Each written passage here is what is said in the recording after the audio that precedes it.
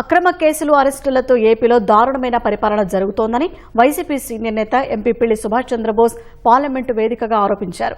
నా రాజకీయ చరిత్రలో ఇన్ని అక్రమ కేసులు ఎప్పుడూ చూడలేదని, ఈ పరిపాలనను సరిదిద్దాల్సిన బాధ్యత కేంద్ర ప్రభుత్వంపై ఉందన్నారు. దీనివల్ల కేంద్ర హోంమంత్రిపైన మచ్చపడుతుందని వ్యాఖ్యానించారు. కేంద్రం మౌనంగా ఉంటే అన్యాయం జరుగుతుందన్నారు. అంతేకాకుండా ఏపీలో బీసీ కులగణన జరగాలన్నారు. ఆంధ్రప్రదేశ్ రాష్ట్రంలో ఇది గౌరవ హోంమంత్రి గారు కూడా తెలుసు అధ్యక్ష, అక్రమ కేసులు, అక్రమ అరెస్టులు, సివిల్ సర్వీస్ ఉద్యోగుల్లో ఏర్పడిన అభద్రత, వారిని మానసికంగా వేధించడం, ఇవే కాకుండా ఈ రాష్ట్రంలో ఓబీసీలకు ఒక ప్రత్యేకమైన డిమాండ్ ఉంది అధ్యక్ష.